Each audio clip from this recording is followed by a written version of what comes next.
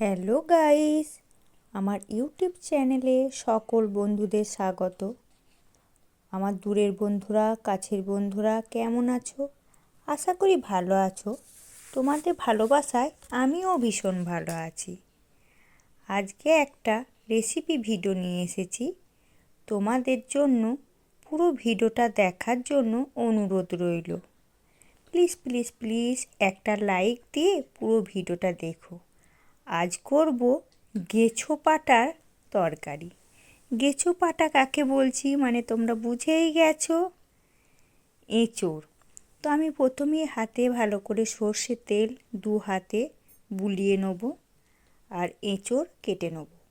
এঁচোড়ে আঠাটা খুব হাতে লেগে যায়, তাই জল দিয়েছি, জলের মধ্যে কুচিয়ে রেখেছি এঁচোড়। আর সুন্দর করে আমার এঁচোড় কাটা হয়ে গেছে। আর এইগুলো ভুতিগুলো বেরিয়েছে আর খোসাগুলো আমি সবজি গাছের গোড়ায় দিয়ে দেবো। আলু এঁচোড় ধুয়ে জল ঝরিয়ে রেখে দিয়েছি। এদিকে দিয়েছি আদা, জিরে, লঙ্কা, ধনে বেটে নেবো শিলে। একটু জল দিয়ে ভিজিয়ে রাখবো। একটু ভিজিয়ে নেওয়ার পর এখন আমি শিলের মধ্যে বেটে নেব। শিলের মধ্যে মিহি করে বেটে নিয়েছি মশলা। আর এদিকে এঁচোড় আলু ভাপিয়ে আমি জল ঝেড়ে রেখে দিয়েছি আর সিদ্ধ হয়েছে খুব সুন্দর। আমার সিদ্ধ হয়ে গেছে, আলু আর এঁচোড় দুটোই ভালো সিদ্ধ হয়ে গেছে। আর নতুন বন্ধুরা যারা আমার চ্যানেলে প্রথমবার ভিজিট করছো, চ্যানেলটা সাবস্ক্রাইব করে পাশে থেকো, বেল আইকনটা ক্লিক করে দিও যাতে নিত্য নতুন ভিডিও তোমাদের কাছে পৌঁছে যায়। আমি রান্নার জন্য সর্ষের তেল নিয়ে নিয়েছি। আর এদিকে পেঁয়াজ রসুন গ্রেট করে রেখেছি, টমেটোর কুচি রেখেছি। কড়াইয়ে তেল আমার গরম হয়ে গেছে, তেজপাতা আর একটু 5 সম্বরা দিয়ে দিলাম। তেলের ওপরে একটু চিনি দিয়েছি যাতে কালারটা সুন্দর হয়। আর চিনিটা যখন ওপরে ফেনা হয়ে উঠে আসবে, এই যে ফেনা হয়ে উঠে এসেছে, এর মধ্যে আমি একটু তেজপাতা দিয়ে দেবো। আর এদিকে কুচানো পেঁয়াজগুলো, টমেটো আর পেঁয়াজ সবগুলো দিয়ে সুন্দর করে ভেজে নেব। পেঁয়াজ লাল লাল করে ভাজবো।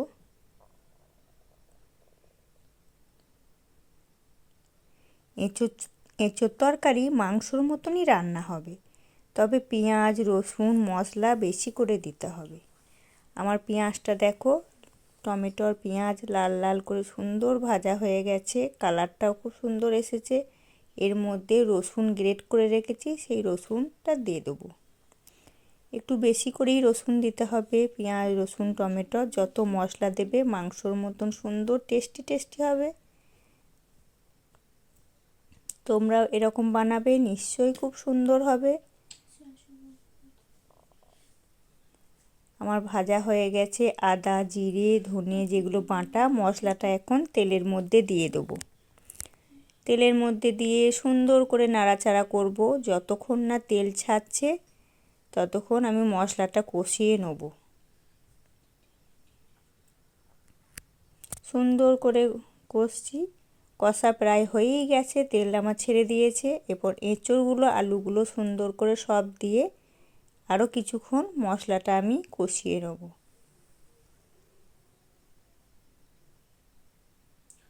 এর মধ্যে লবণ দিয়ে দিলাম।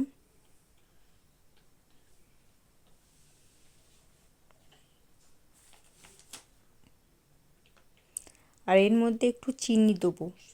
চিনি না দিলে মনে হয় যেন টেস্টটা ভালো আসে না। আর ওইদিকে আমি গরম জল চাপিয়ে দিয়েছি, ঠান্ডা জল দেবো না, কেননা সব সিদ্ধ জিনিস গরম জল দিলে মানে সিদ্ধটা ভালো হয় অথচ টেস্টটাও ভালো আসে।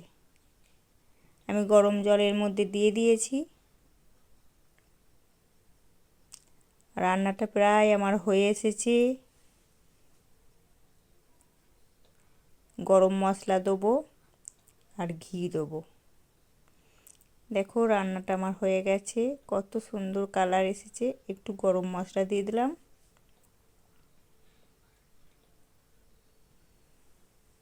আর একটু ঘি দিয়ে দেবো।